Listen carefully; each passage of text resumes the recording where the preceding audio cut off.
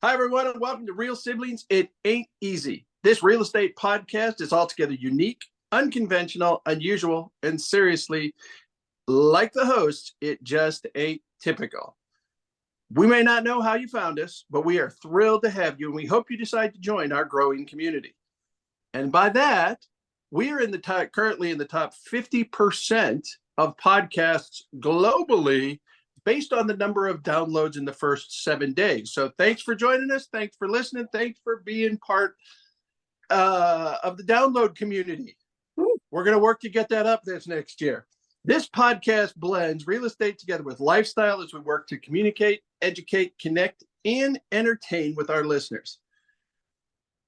And because this is episode 40, Markets on the 8, we wanted to lead off with the fact of, instead of information about myself or Donna, at the end of December, based on the number of units sold for 3-bedroom, 2-bathroom houses in Tucson, Arizona, multiple listing service, the median home price was $330,000.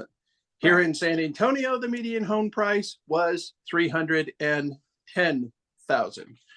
And we are going to take this conversation, which I guarantee is going to go other directions, and discuss the Markets on the 8, episode 5, or numero 5. That's a whole lot, Eric, for me to just wrap my brain around. But I think I said that when we recorded our last one too. So maybe I think so too. Yeah. Yeah. I'm still going to say it's painkillers. That could be. Let's blame it on that. Yeah. I might do that for a while. No.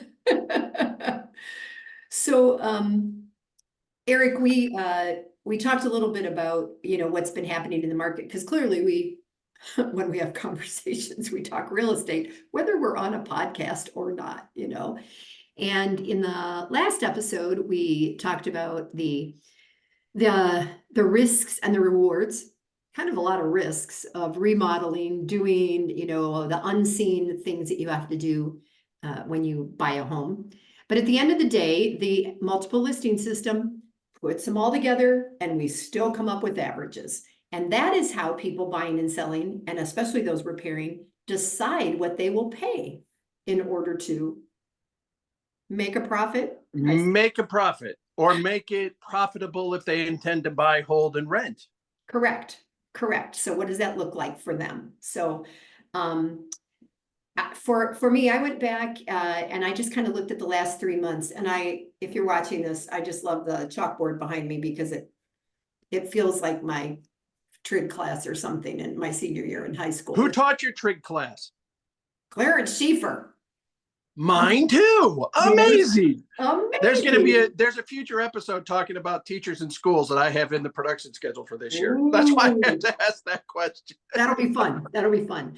So I went back and I did 3 months, and for about, all of 2023, I would say, we have been saying that the number of listings on the market isn't normal.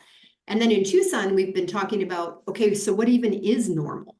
And is there a new normal? Is a 6-month supply even something to think about anymore, right?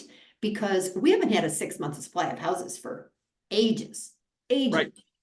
And so I started out with part of that, and the months of supply in October, we had 2.5 months supply.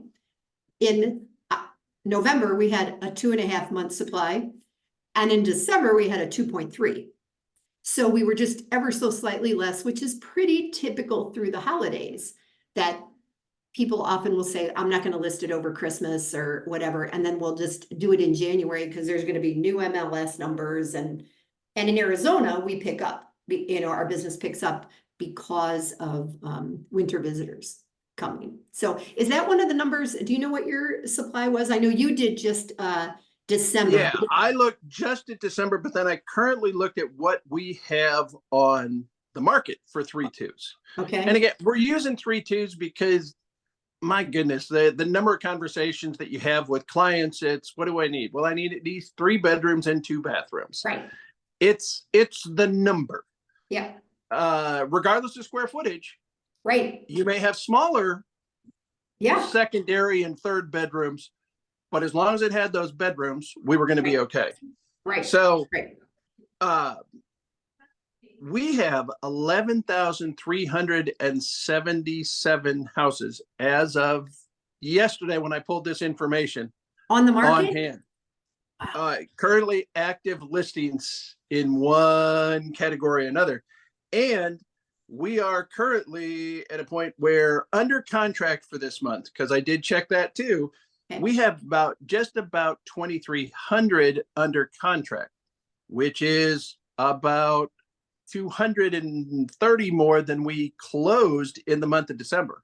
Okay, wait a minute. So under contract, they might have gone under contract in December. It isn't like all of a sudden 200. That many Correct. went under. Okay. Correct. There's it. I mean, I'm selling land right now, so I don't have rooms under contract. I have acres under contract. Right. Okay. But yeah, and it didn't give me the monthly calculation on the way I ran my reports. I should have done that number. If you've got the calculator out, I mean, 11,377 divided by 2,300. We're at 6 months. 11,377 divided by 2,300. Yeah, we're right at that 6 months. Yeah, 4.9. So five month. Yeah. And that's about as bad. That is certainly what is considered to be the most balanced market I've had since I got my license. In my 9 years. And Eric, that's fascinating for me because we live in what I believe we've discussed in the past. You know, our population is 1,100,000, and then we go to like 2 million in the winter. Yours is comparable, isn't it? San Antonio, roughly the same number? No, we're over 2 million. Okay. And in your MLS then, like, so the region that you're doing is going to be just taking more. Okay. And there's different ways we can select areas in the MLS, and I just clicked the button that said select all. Okay. So some of these are, as we've discussed in previous episodes, towns that are as far as 90 miles away from downtown San Antonio and the Board of Realtors. Yeah. So it's broad. If it's a 3-2, I've got those houses, the 4 of them that sold that were listed all the way out in Uvalde or as far north as New Braunfels. And how far is New Braunfels from like downtown? New Braunfels from downtown, officially I think it's probably 35 miles, but okay. 4 hours. Yeah, depending on traffic. And trust me, that is one of the worst stretches of highway in the United States is Interstate 35 between San Antonio and Austin, and New Braunfels is right along that corridor. Isn't that why if I'm coming from Austin, you have me get off on like, is it 180 or 280 or something, and you have me 281 and come down. Yep. Okay. Yeah, come in a different route. But now one of my friends is an agent in Dripping Springs, and that is an area. Would she be part of the San Antonio MLS or the Austin? No, Dripping Springs, she's probably going to be part of Austin. She may do Four Rivers, depending on she may do Four Rivers, which is New Braunfels MLS. Oh, they have their own MLS. They have their own, but it's one of those it's primary to them. Yeah. But it really is still secondary because anybody who lists in Four Rivers, if it's far enough north, it's going to also list in Austin. If it's far enough south, it's going to also list in San Antonio. It's not going to be exclusive to Four. I've run into very, very few listings that were just strictly Four Rivers MLS. Yeah. You just miss people if you do it that way. So because you and I both talked about 3-2s being the most common, it's also, I got to say that in the last year, more 4-2s have also come up because sometimes both parents are working from home now. So what used to be a primary bedroom and then 2 other bedrooms, now it's like a primary bedroom, 2 other bedrooms, and at least another space for an office. An office, someplace that's going to use it. Yep. Yeah. I've got somebody who's looking at a condo right now. And I need at least 1 bedroom and an office or a second bedroom. Yeah. For working from home. Yep. So that has definitely changed. So in your numbers, did you get a chance to look at, I on my report, the lowest priced house, even though we said our median in that opening section was 310,000, our lowest price 3-2, I didn't look it up to see what the pictures look like. $43,000. Okay, I would say that's a fixer-upper. And You then think? we can flash back to the last episode. But you know what? I did not look at that. However, I will tell you that I'm part of a referral group network. And I got sent a referral the other day that wanted a condo, 2-bed, 2-bath, definitely under 100,000.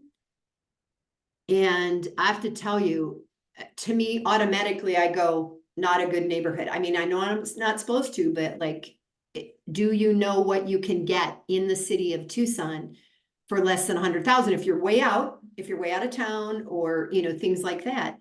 And is it going to be something? Is it going to be a co-op, or is it going to be something where you have part ownership in things? So, honestly, I didn't have time to go look.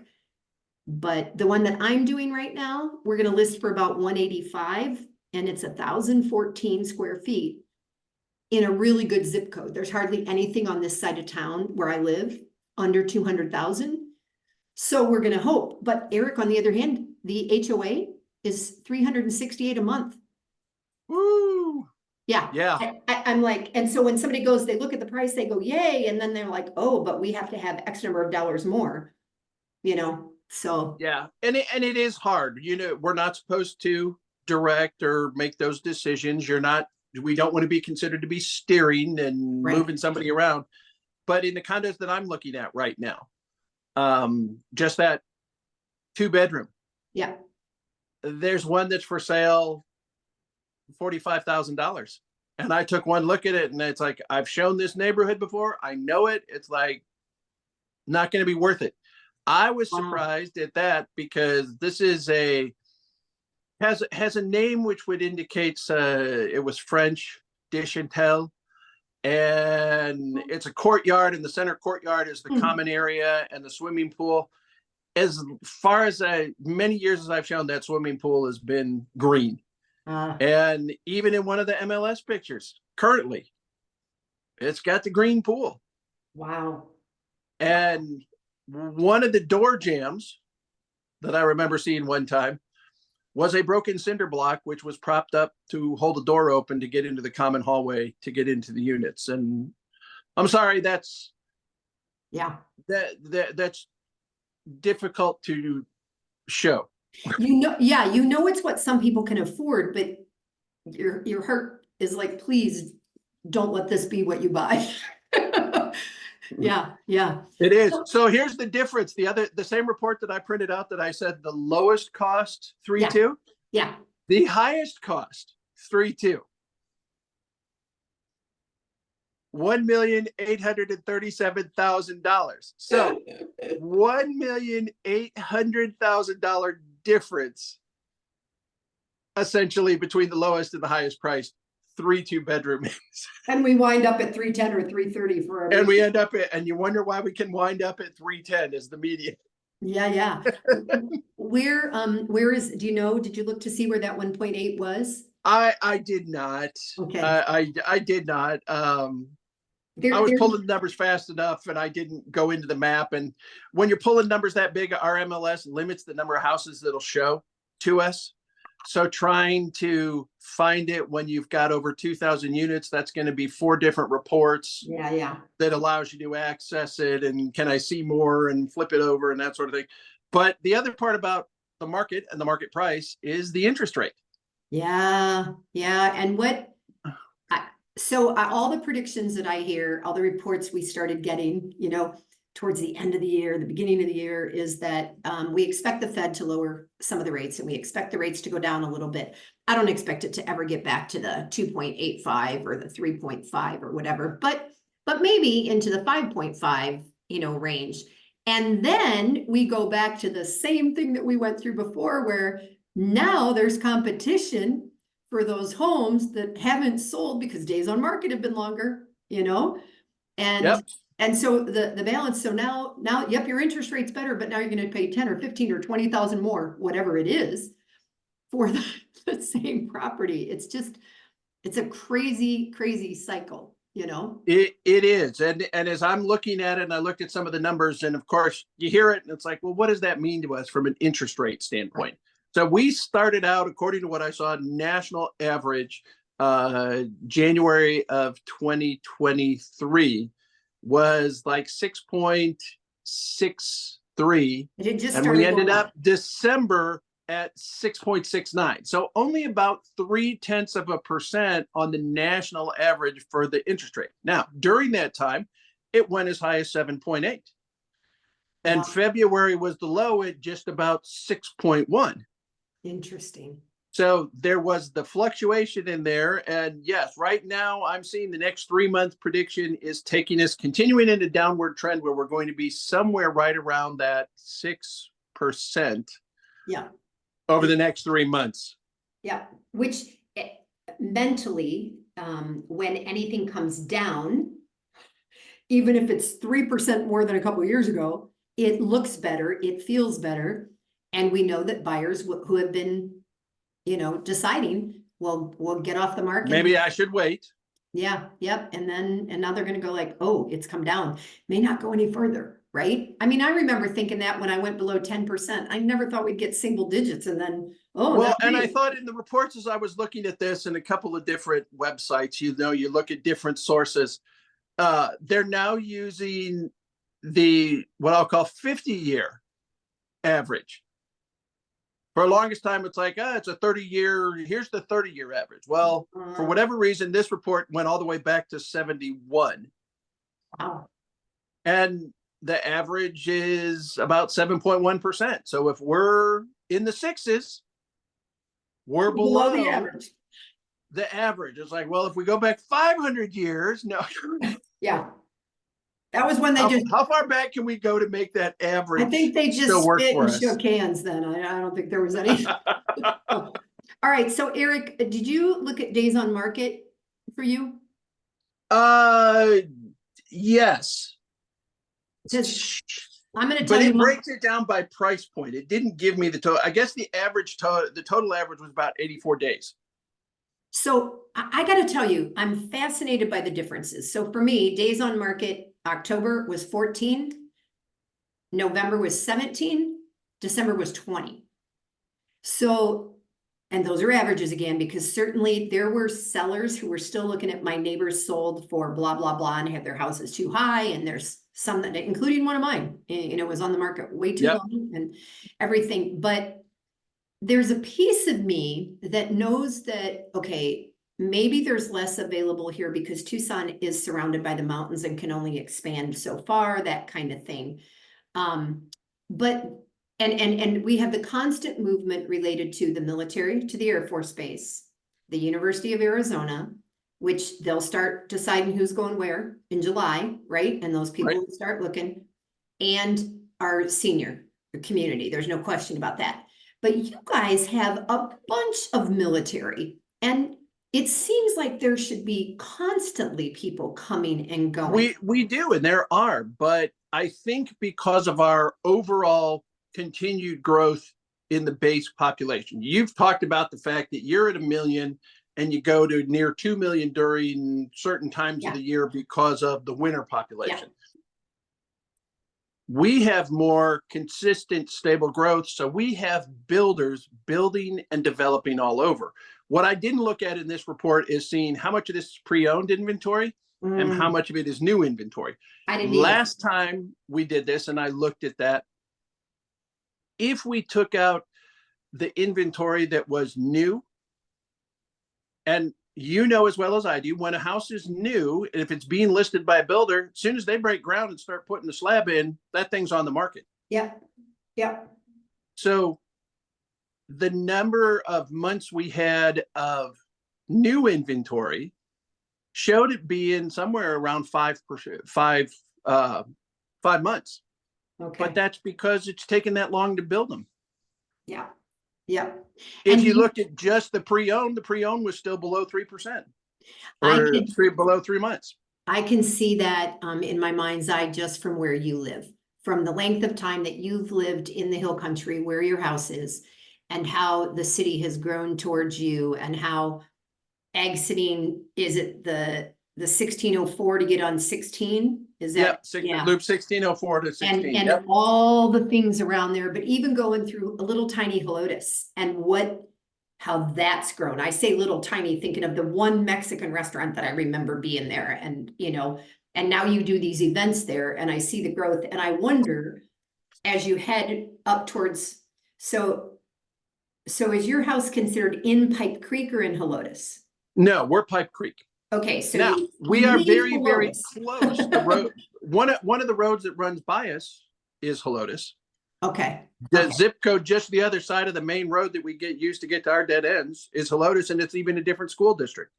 And as we come towards you, and then I think about turning where we used to go to the church you went to and everything, but even up your mountain house, those roads up there, Timber Creek, is that what it is? Timber Creek and Mountain Creek, and Even the new homes up there in the 20 years or however long you've been in your house there. And they get closer and closer and closer. And we have one that is close enough now we can see without any kind of binoculars or anything else to try to improve our vision. We can see the framing going up. really, It's that close now. wow, it's just fascinating. So even as we think of the wide open spaces, those spaces are getting filled in. And do you have a minimum acreage out where you live that people have? Yes. In order to have a well and a septic in Bandera County, you have to have 5 acres. Okay. Okay. So that's kind of the minimum threshold. Yeah. Yeah. We, the other thing that I was looking here at the at the inventory. So, I scribbled my own notes. I didn't print out a pretty graph like you did. Yeah, the pretty graph that you can't see now because I had to change recording devices. I know. So because my computer is fighting me. So when I think what it was when I first opened it up to just say, okay, 3 2s in October, there was 342 that were active. In November, there was 301, and in December, 289. So if somebody comes looking for the most popular size, they have 850 or 289 to choose from. And that's from the border, like Sierra Vista, all the way up to almost Casa Grande. Casa Grande, right? So that could be a 3-bedroom, 2-bath manufactured house in the country. Yeah, I was not selective on that either. It's like, is it a townhome? Is it a garden home? As long as it was a 3-2. Yeah. And then our average, we had said that the median was 330. Our average in December was 364. So what was your average in December? Was it a little above that 310? No, the average, well, yes, the average was 349. Okay. So the median was 310, the average was 349. Interesting, which shows you a little bit about that differential between the 45,000 and the 1.8 million. Yes, it does. Kind of thing. What do you think that this says for buyers and sellers? Like if we're really talking to people seriously about real estate. Definitely for buyers, it gives us more negotiating room with the buyers. Yeah. Certainly here, I think sounds like here more so than you have. Yeah. Because at 5 months, we're as close to 6 than that balanced as you've ever been. So you're asking and are able to ask for a lot more from a negotiating standpoint, especially if it's been something that's closer to that average days on market. The sellers are getting a little bit itchy. From a seller standpoint, you have to really be ready. And I prep my listing clients to let them know we can expect whatever we listed at, the offer is going to come in less. And do you think that I had a buyer that asked for 6% in closing costs to help buy down the rate and to pay some of their costs? Right. Oh yeah. Rate buy downs are definitely have been part of it. Now, since we're starting to drop again, like you said, is that going to be something? And if someone is properly budgeted and worked with a loan officer who's going, look, here's what you can qualify for, but we know this and this are going to go up no matter what. Your taxes and your insurance, they're going up next year. That's going to change that payment. Yeah. So if you're aware of that and they understood that based on where they were at and they bought correctly the first time, then they're in a pretty good position. And they don't need to look at, hey, in 3 months, let's do the refinance, even though some of our lenders are offering a 12-month no charge refinance if the interest rate drops substantially. Say that again, a 12-month no charge. So the lenders They're not are going out, to have a refi charge. and they're not going to have the refinance charges associated with refinancing the loan if they do it with the same mortgage lender that they started with. Yeah. Yeah. And that was a selling point for the mortgage companies, going, hey, right, here's what we can do. We can't change the interest rate now, and you need to move, but we can look ahead and we can offer you this. Yeah. Yeah. Agreed. So Agreed. Interesting. It is interesting to us. I'm hoping our listeners find some of this valuable. And of course, each of our markets is still regionalized. What's happening in Arizona versus what's happening here in San Antonio or up in the East Coast certainly depends on, and you need to work with an expert in that area. There's a reason we call this It Ain't Easy, because there are many, many, many moving parts. Right. And, we're going to have to decide when and how we're going to talk about the class action lawsuits, which nobody wants to talk about. But does Arizona have the copycat? Texas does. This is all I know. All I know is that I am now required to have specific new documents signed and have that discussion with every buyer and every seller about commissions. And Eric, the other Eric, the young man that's helping me, that is selling up between Phoenix and Tucson and some of the more rural areas, he told me that the listings the other day are at a 2%, a 1.5%, a 2.5%. There's definitely a variety of commissions in that area. And so, yeah, we just all have to be prepared for. The business, there's no question it's changing. But what I see and what I've looked at from that standpoint is how many buyers looking at an agent as a commodity are going to say, I can do it alone. And if you're on the listing side, what does that mean to you from far more work from a listing? Yeah. Because now you have to be there to open the doors for every single buyer who's unescorted, who can't get into the house. And that makes the listing agent a whole lot more valuable to their client than on the buyer side of things. So it'll be interesting to see how that changes. Maybe because of the length of time I've worked in San Antonio and the fact that I was hired in working for a check manufacturing company 32 years ago, I'm really, really sensitive to the security aspect of it. Yeah. And we get spammed, we get phished all the time. Emails, phone numbers, that sort of thing. I think I had 3 already this morning that I had no record of and could not trace the phone number. However, how many people are going to open their door for someone that they have no record of, no validation for, no idea whether they can actually qualify for the house, but because they're interested, you need to be there. Yeah. And if for some reason you're the listing agent and you can't be there, are you going to ask your sellers to leave work for someone who may or may not show up? Yeah. In the middle of a day, in the middle of a work day? It's those things I don't think are contemplated by the attorneys representing the parties in the class action. That could be.